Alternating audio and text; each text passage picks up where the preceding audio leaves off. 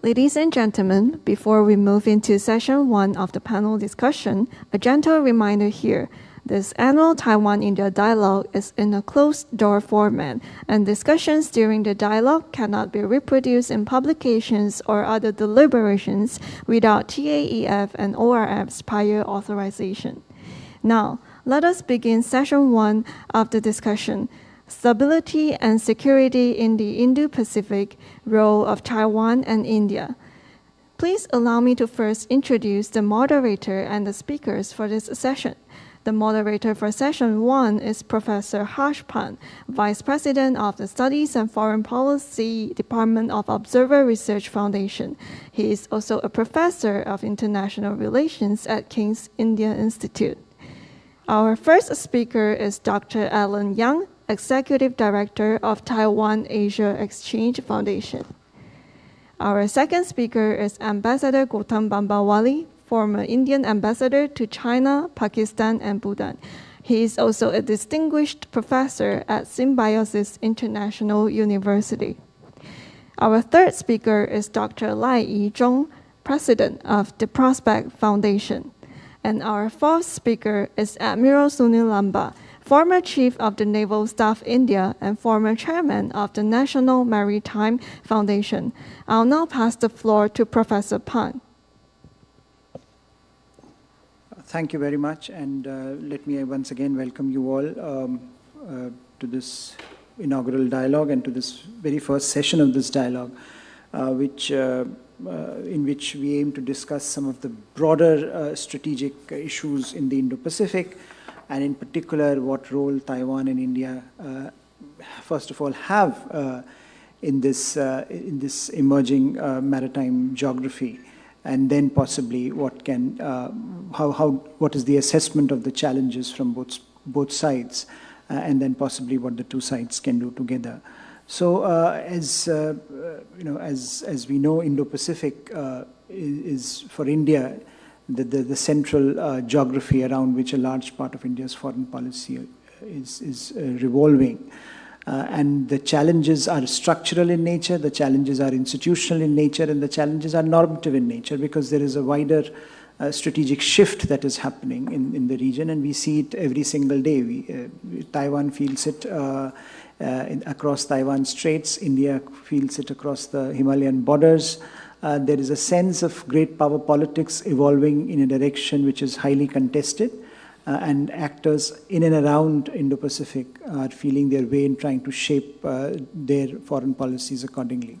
So there are actors, there are institutions because of the changing balance of power that are under pressure, and that institutional void that is, I think, part of the discourse today that is also quite extraordinary. And then, of course, there are normative issues in terms of the old normative principles that are being challenged in ways that we have not seen since the end of the Cold War, since the end of the Second World War. So I think that the larger reality of the Indo-Pacific and the fact that Indo-Pacific has come into being, it itself is a tribute to the changing geopolitics and geoeconomics. As the center of gravity shifts to this part of the world, it is important for actors like India and Taiwan to share their assessment, and it is also important to then figure out what perhaps like-minded countries can do. We have seen a lot of debate and discussion yesterday at the Yushan Forum and around Yushan about the need for like-minded countries to work together, the like-minded entities to work together. So I think that the issue now is from an ideational point, from the broader point of view of ideas, in terms of operationalizing some of these ideas into absolute policy and ground level engagement. And that, I think, is what we want to touch upon in this session, looking at the wider dynamic of what is happening in the Indo-Pacific, how the Indo-Pacific domain is shaping up, and the very fact of the rise of the Indo-Pacific, how that impinges on Indian engagement in the region, as well as Taiwanese view of how they want to shape the engagement with a wider set of actors in the region. And I think that the discussion on southbound policy itself is a reflection of that. Similarly, the idea that India is making Indo-Pacific a key component of its engagement is also a reflection of that. And something very interesting that Chairman Shao said, that we meet in Southeast Asia, is it's also in some ways a reflection of Southeast Asia becoming a key geography, both for India's Indo-Pacific policy and for Taiwan's southbound policy. So I think a number of these factors we want to touch upon in this session. And we have around 50 minutes and 7 minutes for each participant that we have allotted. So I would request all the participants to stick to the time limit so that we can have a broader discussion amongst, we can open up this conversation for a broader set of interventions. But let me first invite the Executive Director, TAEF, Dr. Alan Yang, for his opening remarks. Alan. Thank you, Professor Pan, for your kind introduction. Originally, I was meant to discuss the challenging and also the regional concern of the Indo-Pacific in terms of the security and also the stability issue. But I think that was the dark side of these dynamics in the Indo-Pacific. So I decided to follow the thought leader of 2 days, yesterday and also today, to provide some of my observation for the prospect, the bright side of the changing dynamics of this region. So I was thinking how to utilize these 7 minutes to share with a very clear takeaway for our participants today. Yesterday, during the Prospect Asia Roundtable, Chairman Shao has set up a very good example for wrapping up the whole discussion through the summary of the 7 qualities. And also, in the opening remark of today's dialogue, Ambassador Das also touching upon the 3T dimension for transforming India's presence overseas. So I would like to follow this best practice of our thought leaders by addressing the 3 partnership in my remark. The idea is to making it 10, including Professor Xiao's 7 quality and my part of the 3 partnership, to make it 10 as 十全十美 for both Taiwan and Indian partnership. It is true that through the enlightening remarks in this Taiwan-India Inaugural Dialogue, the substantial collaboration between 2 democracies are very important to the stability and prospect of the Indo-Pacific. Just as Professor Xiao mentioned, Taiwan's new southbound policy plus the India's Act East policy, we will meet at the middle point, that is the Southeast Asia. So I think there will be an increasing number of the major stakeholders to be involved in this process and to help navigate the journey of the partnership. So I would like to prioritize 3 partnerships for both countries. The first partnership is partnership for democratic solidarity. Both Taiwan and India are the vibrant, are the democracy and also enjoy the vibrant civil society.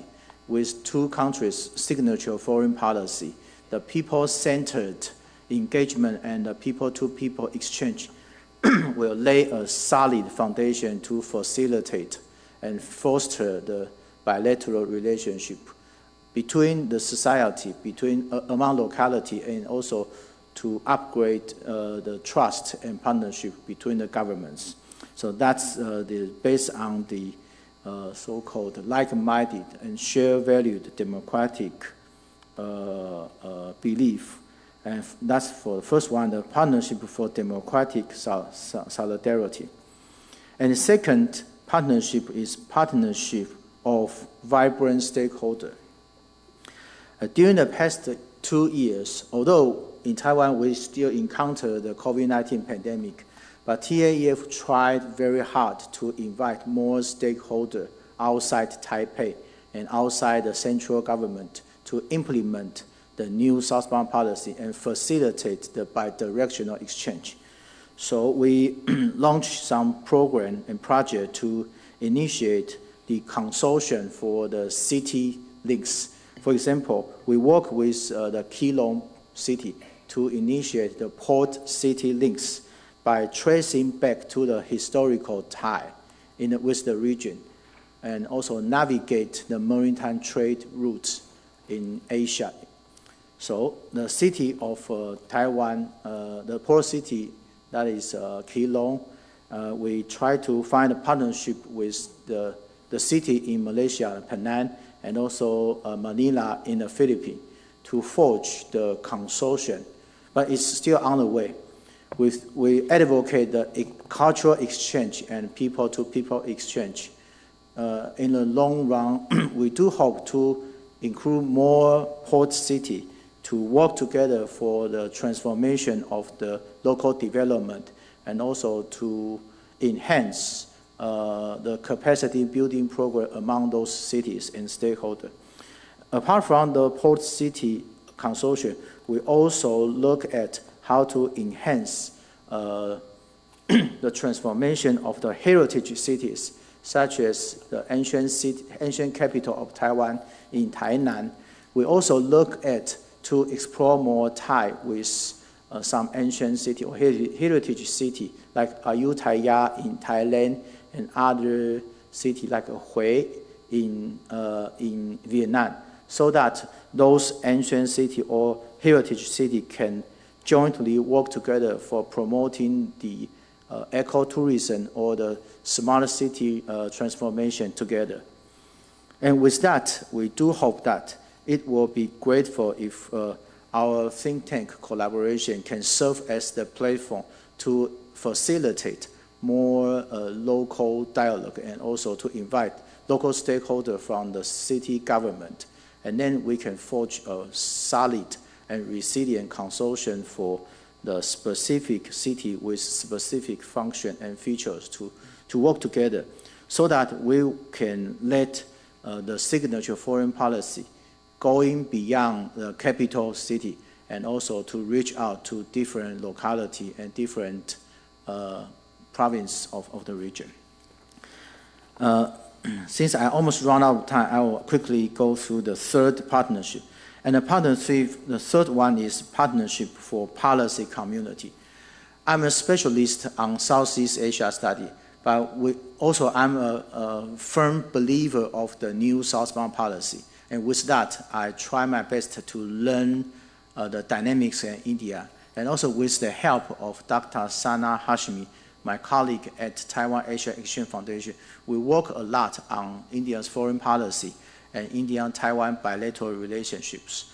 So we publish some op-ed and also some article on the India mainstream media.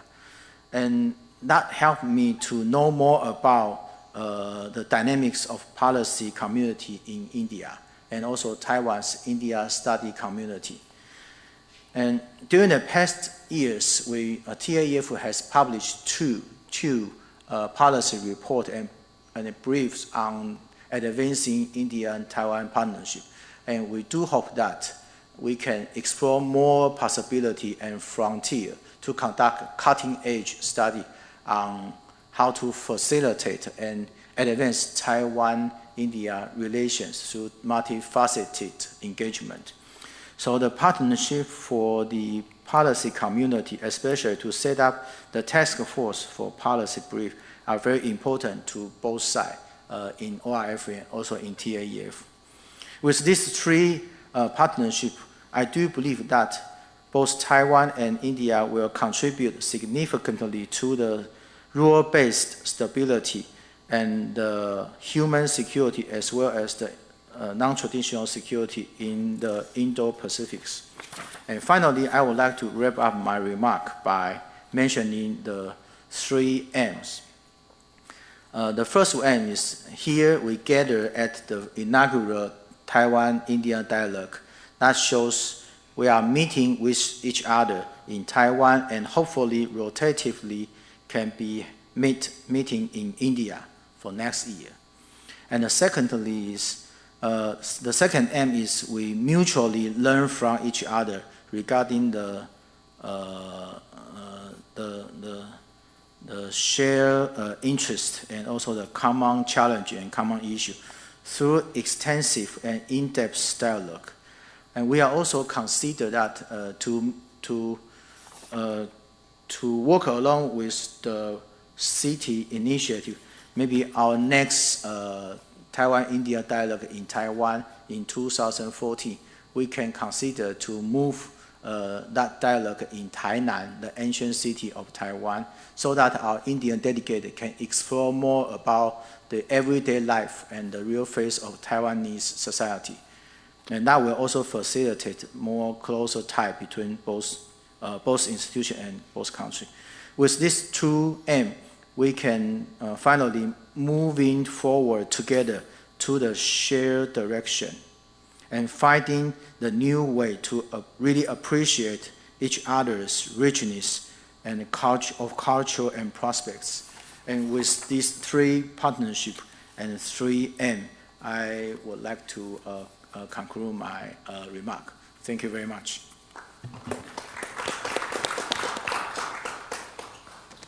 Thank you, Alan. I think we are already moving very close to each other. I think three T's, Dr. Das mentioned, and then three M's, three kinds of partnerships, three P's. So there are a lot of threes in the room, and I think that's a good start. So thank you. I think the point about policy communities is especially important, given that this is a policy community ideas exchange, and there has been a lot of work also being done from India's side on Taiwan and in policy space. So that's a good start. In terms of thinking about each other and the policy priorities, and of course bringing in new stakeholders, and to reach out to the to societies which are vibrant, democratic, and relatively noisy. That's a very important aspect of the collaboration. But let me now go to Ambassador Bambawale for his opening remarks. Ambassador. Yeah, thank you. Can I have the PPT up, please? I have a few slides which I'd like to share with all of you.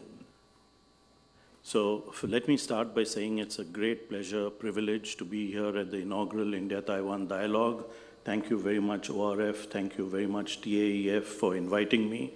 What I'm going to talk about is how India sees the Indo-Pacific, and let me talk a little bit about that. As many of you know, the United States defines the Indo-Pacific as ranging from Hollywood to Bollywood, which is from the west coast of the United States to the west coast of India. But India sees it as a slightly broader geography, a slightly broader area, which stretches from the west coast of the United States to the east coast of Africa. So that includes the Arabian Sea, the Persian Gulf region, Middle East, Eastern Africa, and reflects India's definition of its neighborhood. So we have a slightly different perception of the Indo-Pacific as compared to the United States. What is India's basic approach to the Indo-Pacific region? It was spelled out by Prime Minister Modi at the Shangri-La Dialogue in Singapore in June 2018. And the various parts of our approach are, one, that our approach to the Indo-Pacific is inclusive. Two, we believe there should be openness and transparency. As Prime Minister Modi had said at the Shangri-La Dialogue, we do not look at it as a closed club. We are willing to allow other people in, other countries in. Peace, prosperity, of course, are important in this. ASEAN centrality is something we place a lot of importance on, especially in the Indo-Pacific concept. There should be a move for common rules-based order for the region based on dialogue and discussion. So it is not one country's ideas or two countries' ideas which are then put in place, but also it should be based on dialogue and discussion. Next, of course, is freedom of navigation and unimpeded commerce, which is absolute. We must have that. Peaceful settlement of disputes based on international law, When the Permanent Commission under the UN, UNCLOS, gives a ruling, we should stand by that and not completely ignore it, as has been done by a certain country. And of course, respect for sovereignty and territorial integrity, which has been threatened not only here in Taiwan, but also in India by some Chinese actions. Let me also mention that the structures that we see, which are to be used for Indo-Pacific cooperation, are basically structures set up by ASEAN. So you have the ASEAN Regional Forum, you have the East Asia Summit. Unfortunately, Taiwan is not a member of either of these organizations, either of these processes. But I mention this because I will return to it when I talk about what India and Taiwan should be doing together. There is an Indo-Pacific Oceans Initiative which India has taken, and there are 7 pillars under that: maritime security, maritime ecology, maritime resources, capacity building and resource sharing, disaster risk reduction and management, science, technology, academic cooperation, trade connectivity, and maritime transport. And when I talk about what India and Taiwan should be doing, I'll come back to the Indo-Pacific Oceans Initiative. A quick word about how India sees China's activities in the Indo-Pacific region. You will not hear any serving diplomat, so my colleague Gautam, Director General Das, Ambassador Das, will not be in a position to say this to you, but I can. One, we do not see China playing by the rules. Two, we believe Chinese actions are destabilizing the region. I must only mention to you that when Xi Jinping was in the White House in 2015, on the lawns of the White House, along with then President Obama, he actually said that China will not militarize any of the artificial islands which China was constructing in the sea. But the moment he came back to Beijing, they started militarizing those, and they are very highly militarized now. China does not approach the region as being part of the global commons. It thinks of the East China Sea, the South China Sea as being its own backwaters. It is not adhering to international law. I spoke about UNCLOS and how China has not accepted the ruling by the Permanent Commission under UNCLOS, where the case which was made by the Philippines was concerned. China talks about other countries displaying a Cold War mentality, but I think China herself is displaying a Cold War mentality and indulging in balance of power. And that leads me to say that, there were 2 big questions which were being asked, which was, will there be a peaceful rise of China? I think the answer is in front of us. There is not going to be a peaceful rise of China. Secondly, is China a good member of the international community, a responsible stakeholder? I think her actions have shown that she is not a responsible stakeholder. This is how India sees China's activities in the IPR and beyond. And which brings me to my last 2 slides. What should India and Taiwan be doing? The first point, of course, is we should continue to strengthen our bilateral ties. And even if Taiwan is not a part of the East Asia Summit process, there are certain things that we can do bilaterally and which can strengthen our bilateral relations. I can share with you that India will soon send a signal as soon as the 20th Party Congress of the CPC is done, a signal to Taiwan to indicate that we want to move forward with our strong ties with Taiwan. And my request to you is please see that signal as a small step in the bilateral relationship, but a large signal for the movement forward. Strengthen Taiwan's outreach through its southbound policy, of course, more students, academics, visitors. And I would recommend commence cooperation in some of the pillars of the IPOI, the Indo-Pacific Oceans Initiative, but at a bilateral level. So if there's something that India and Taiwan can do from those 7 pillars bilaterally, let's move ahead on that. And I'm sure there are many pillars there which Taiwan has some inherent strengths in. More business delegations, of course. We need more business between us, and I hope that there can be more industrial collaboration between our companies, not just in chips and semiconductors, but also in areas like electric vehicle cells manufacture, and so on. More participation in seminars, workshops, and conferences like we have had over the last few days, and greater think tank to think tank exchanges. And finally, of course, concluding an FTA is much more difficult because India is a trade agnostic country. So you have to give us a little bit of leeway on that. But even if we are not able to conclude an FTA between India and Taiwan in the near future, we can give Taiwanese companies wanting to invest in India some very good conditions under which they can invest. So these are my suggestions for India-Taiwan, what we should be doing, and I will end there. Thank you very much, Mr. Chairman. Thank you, Ambassador, for a very clear articulation of, I think, how India sees the Indo-Pacific and in particular China's role in the region and what its implications are for various aspects of India-Taiwan engagement. I think the last point that Ambassador Bambawale made was also on the FTA. I think even there we see an improvement now in the way India is going ahead and engaging with a number of like-minded countries. So this whole idea of let's trade and become friends is becoming let's trade among friends. And I think India and Taiwan should use this opportunity to also take this conversation forward, perhaps more seriously today than in the past. But let me now invite Dr. I-Chung, who is president of the Prospect Foundation, for his opening remarks.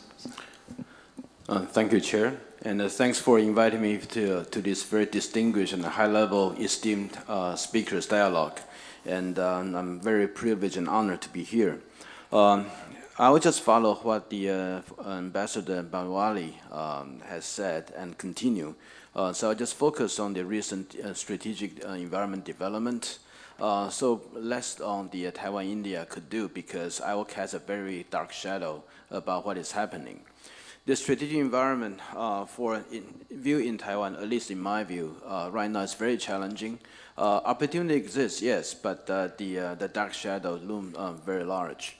The two events, the invasion of Ukraine and the August exercise by China on Taiwan, that has an important impact on the Taiwan strategic calculus as well as Taiwan societies, their threat perceptions.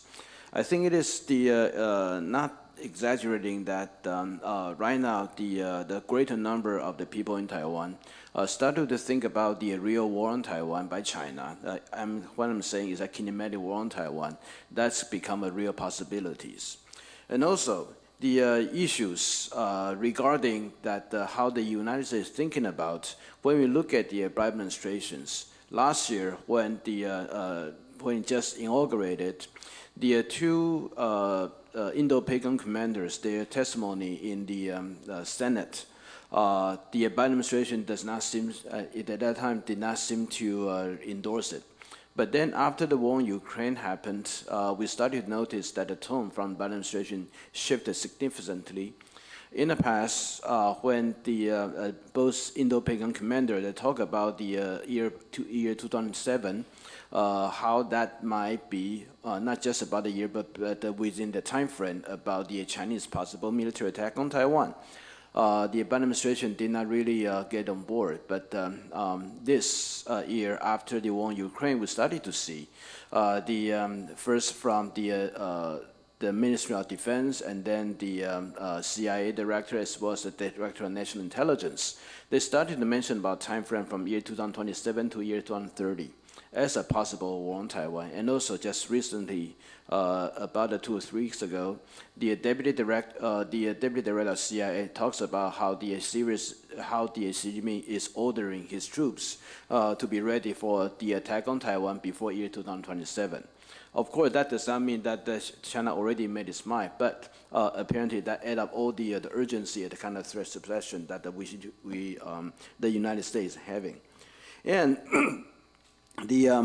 also the August exercise by China on Taiwan Also, they reveal the nature of the possible war on Taiwan. That's not going to be limited to just the bilateral, the Taiwan-China affairs. It's going to be regional and quickly could become a global.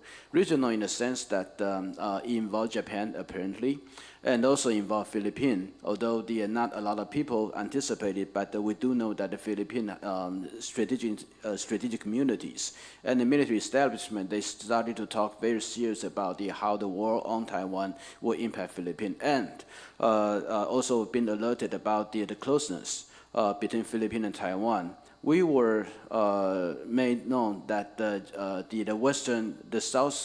southernmost Japan territory, Unakudi Island, is just about 110 kilometers from Taiwan. But we were alerted by our Philippine friends that the northeast of the Philippine territory, Yami Island, is 89 kilometers away from the Taiwan's Lanyu Island.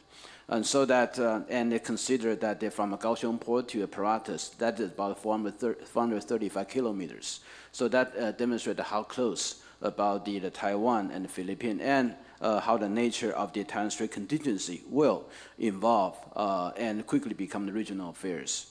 And then due to the development in the Ukraine and the China-Russia axis, this war on Taiwan could quickly become a global affairs. With Russia's possible involvement and the United States, and it could also escalate vertically, so that we need to be aware of the nuclear dimensions. That is something that, in my view, also become the first time that we need to be aware of how to prepare for that, or not being able to prepare for that. About the Taiwan-India, I think there's that. About those kinematic development, possible kinematic development in Taiwan, that also brings about how the Indians facing China and Taiwan facing China. That the Eastern Theater Command is something that we are preparing for, and how the Western Theater Command between how the Indians prepare for China. Then the military installation and their resources allocation by China was linked both Taiwan and India together in facing the same enemy. We do not know whether that the China will be able to will be forced to reallocate their resources due to the necessity that they cannot fight two wars at the same time. But it seems that the invasion of Ukraine by Russia indicated that a lot of the things that cannot rely on the early planning that you can assume you could compartmentalize your war plan and the resources. And should Taiwan continue and is with our successful resistance, that sooner or later China will have to use everything from other different theater command against Taiwan. So that is another thing that will connect both Taiwan and India together. Now, quickly, I just want go into the October 16th that the 20th National Congress by CCP. Just like what the Ambassador Bambawale talked about, the importance of this the CCP Congress. Of course, we under the assumption that Xi Jinping will have the third terms. Some of the possible deduction from that we are going to anticipate is that the hardline policy on Taiwan continue, as well as there will be no reset between China and the United States. And Xi Jinping's personal relationship with Putin, if the Putin hasn't really been overthrown or assassinated, that China will continue to adhere to the strong relationship with the Russia. And also it indicates that between China and Russia, that the relationship becomes very much personalized. And some of the state-based strategic thinkings, I think when you couple with Xi Jinping his personal aspirations, that could complicate what we should anticipate from the Xi Jinping. But the continuation of the China-Russia strategic combinations, that's going to continue. And also the Chinese economy will continue to be weakening, and the demographic problem will start to reveal itself even further. So those are the combinations that I think for China, we're going to face if China launches a war on Taiwan or on India, we're going to face a weaker China, but some of the dynamics that play out between Russia and Ukraine could also replicate itself between China and Taiwan or China with India. So that is another important lesson that we should learn during this war on Ukraine by Russia and how the calculus by China could be. And then finally, I would say that when we look at many other things about the correlation between the National Congress by CCP and what they are going to do on Taiwan, we do see this immediate relevancy. In year 2012, when Xi Jinping first assumed the General Secretary of China, and in year 2013, we started to see the Chinese attitude toward Taiwan changed. Not just only on June when between CCP KMT forum that the CCP demanded that KMT needs to come to the same understanding with CCP regarding One China framework, and also the Xi Jinping's public announcement that the differences between two sides cannot last forever during his statement during his meeting with Vincent Xiao in Indonesia. But also after the 19th National Congress in the Xi Jinping in year 2017, year 2018 we started to see a series of the Chinese the new method about Taiwan. First one is about the M503 flight route in the Mainland Taiwan Straits. And then we started to see that China demanded foreign companies to redesignate about Taiwan as a Taiwan China, and otherwise they probably will face all kind of difficulty for the operation in China. And China quickly take away two Taiwan diplomatic allies on May in 2 days. Those are the things that immediately are following what the Xi Jinping's the second term in year 2017. So we should anticipate something similar next year, and probably even a greater scale in terms of the tension on Taiwan by China. Taking away diplomatic ally will be some of the smaller dishes. We do not know something what could be the bigger, or even something similar to the kinematic response, especially next year close to the presidential elections.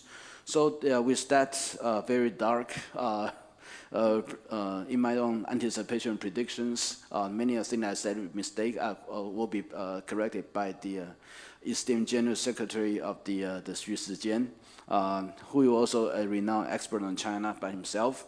So I'm just end up here. Thank you very much.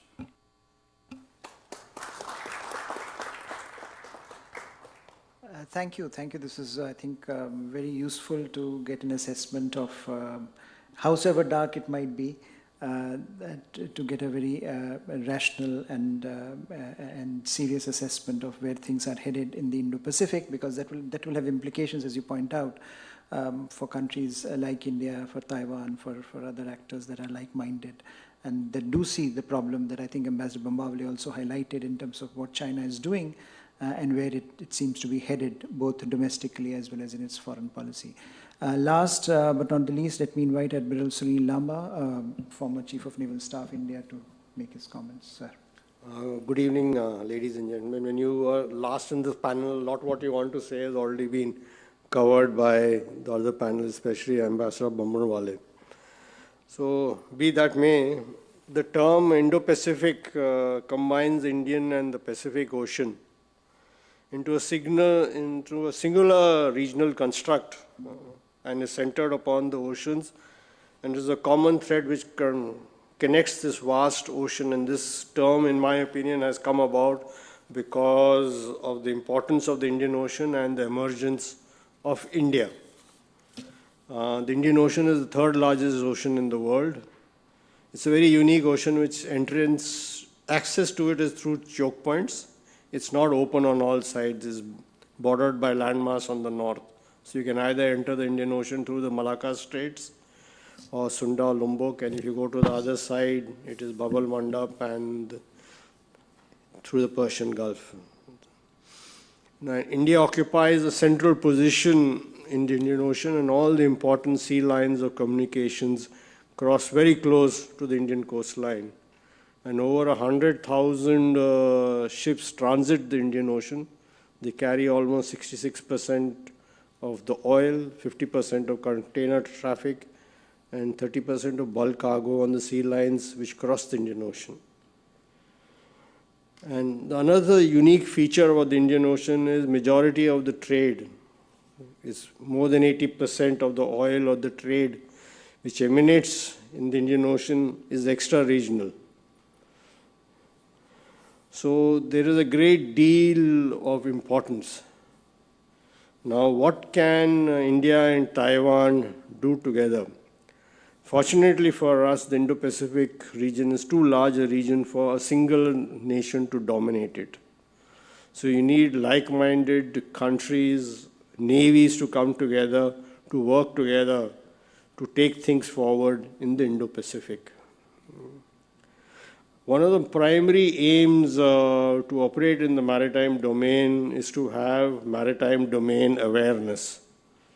That is either off the surface, that is what are the ships which are moving around in which region in the air, and below the surface, that is underwater. That is an absolutely different ball game.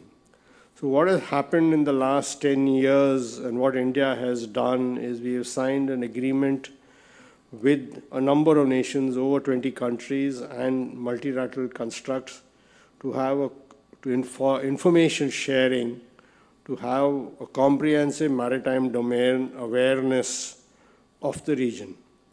India itself has set up an international fusion center near Delhi in December 2018. And the IFC publishes a fortnightly report, a monthly report, which is available on the net and can be accessed by anyone. So this is one low-hanging fruit which between India and Taiwan we can do. We can have an information exchange agreement. Okay. Generally people jump to a conclusion that, okay, information, I'm talking information, must be meaning intelligence. We can start with exchanging information on white shipping, that is merchant shipping, fishing boats, fishing militia. And once we have a robust agreement in place and a robust and a secure means of transferring data between each other, then we can look at also intelligence. This is how we have progressed with our other partners. Other thing which has happened in the Indo-Pacific is India has signed up an agreement with a number of countries for logistics assistance and support. So the reach of the Indian Navy has grown leaps and bounds. So we have a logistic, in your region, we have a logistics agreement with Japan, with Australia, with Singapore. So you'll find at any given time there will be units of the Indian Navy deployed in the Western Pacific. Recently, a ship has just participated in the RIMPAC exercise and has gone back. We've also assisted countries in capacity building in the regions. I think especially Vietnam is one country where we've built capacity, assisted them, provided them a line of credit to buy platforms made in Indian shipyards. This is something which we can look at and how to take this forward. These are the two things which readily come to mind, which we can do and take forward bilaterally. And as our relationships grow between trade and dialogue and tourism and the more people-to-people contact, we can especially look at information exchange to have a more robust maritime domain awareness. I'll stop here because I don't want to repeat myself what Ambassador Bambawale always said. We can take up things in the Q&A.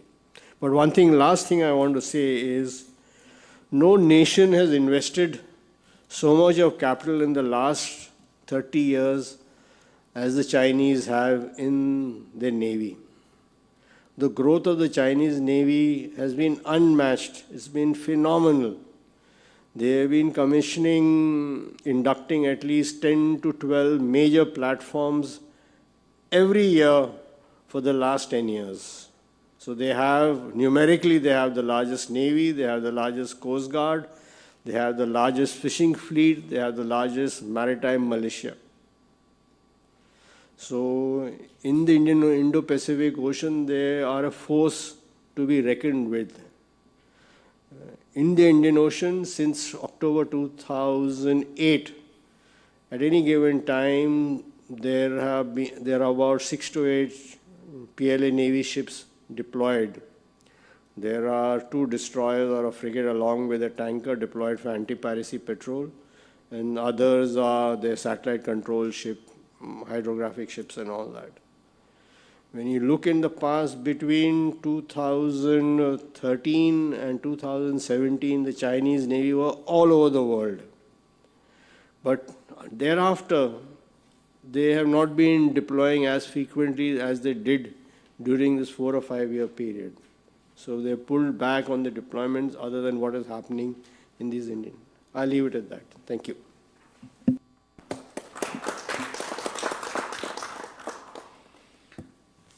Thank you very much, Admiral Lanba. And I think we have around 15 minutes for open discussion. So we will, I will open this up for your questions, comments, observations.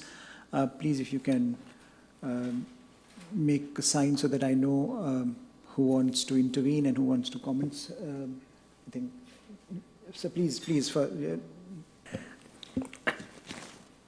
Thank you very much, Mr. Chairman. Somehow you already knew that I have a question. Yes, I do. For the 2 distinguished Indian speakers, I have a question for each of you. Ambassador Bambawale, I think you have a very interesting presentation, and you have great ideas too. I think in one of your last slices, you mentioned the Indo-Pacific Ocean initiatives, and there are these items. You mentioned that India will send signal and Taiwan should pick on it. Would you please elaborate a little bit more? Yeah, sure. Thank you for asking that question. So you picked up on my signal. No, let me share. I don't work for the government, so I'm outside the government. But what I'm picking up is that as soon as the 20th Party Congress is over, and at that point of time, we will also be celebrating the Festival of Lights, Diwali, in India, towards the end of October. India will send a signal to Taiwan, and there are no journalists in this room, and this cannot be go out of this room. But for the last 5 or 6 years, Taiwan has been requesting for an TECC office in Mumbai. You will get permission for that by the end of October. That's what I am picking up. I hope it comes true because I'm not the one person pushing it inside the government. But that's the signal. And the idea is that that signal will actually, it will be a small step in our bilateral relations, but a big signal that we want to move ahead in both political as well as economic relations with Taiwan. There is obviously some restriction to how much we can move on the political side, but I believe we should not link the two. Let's move on the economic side because that's where the possibilities really are. Thank you so much for your question. Thank you so much for your very straightforward answer. And for Admiral Lanba, I think you have very, very interesting idea on the Maritime Domain Awareness Program. I take a great interest in that idea. But, what would be a feasible roadmap for that? For example, would you consider to start from a think tank to think tank program and then gradually upgrade that into for example, track 1.5 dialogue, something like that? Would that be feasible? I think that is feasible to do, but Ambassador Das and you all can take this forward, and so getting think tanks involved in it. A direct dialogue can be held and we can work out what information can be exchanged and how we exchange the information in a secure manner. I think that will be much faster and much easier If you start going through think tanks route, then it will take that much longer. I think that is my personal opinion on this. It will take too much long. I think directly from between government to government, this can be worked out and taken forward. Thank you very much. That is how we've gone about it with other countries. India, Taiwan are unique. In other countries' case, the initiative was taken by the navies. The Indian Navy and say the United States Navy or the Singapore Navy, we came to a bilateral agreement and we sent up a proposal to the two, either side sent up to the two governments and an agreement got signed. That is how we worked with other nations. But in this case, I'm sure the government, neither of the governments, especially our government, will allow the Indian Navy to come and have a dialogue with the Taiwanese Navy. There have been visits in the past I remember when I was commanding my last ship in 2005, I had, I think you have a chief of defense staff or the chief. He had visited India and he visited my ship. I hosted him on board. Okay, he was not allowed to wear his uniform. He was in civis, in plain clothes.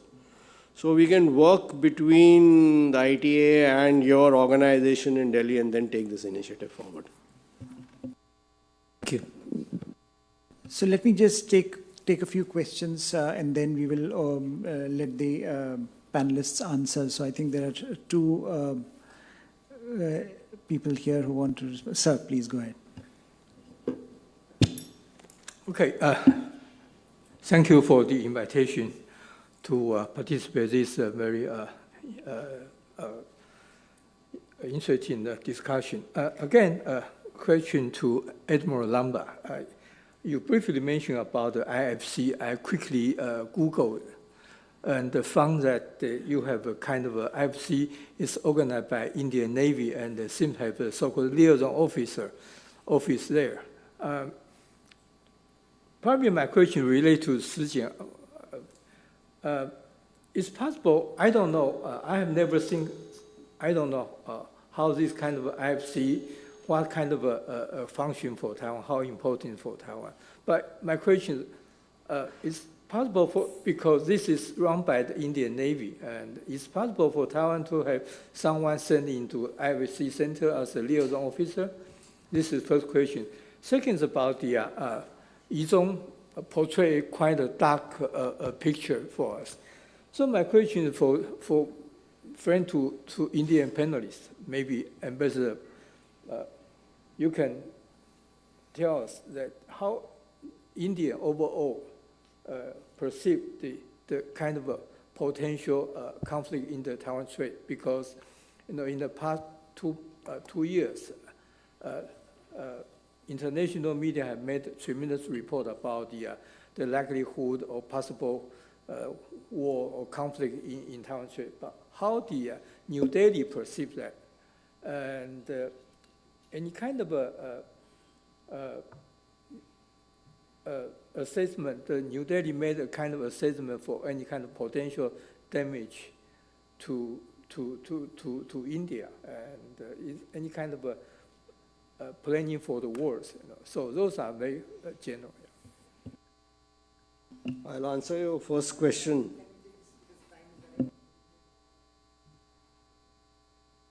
I want to ask Admiral Lanba.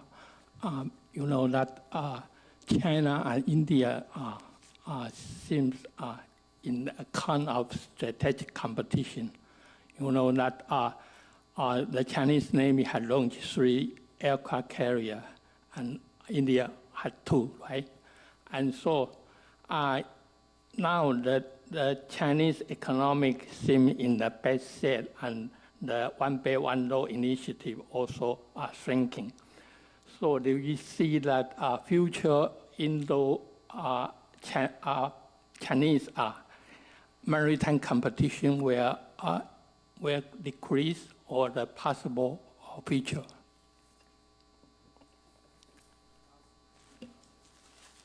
Thank you so much for inviting me. My question is based on what Dr.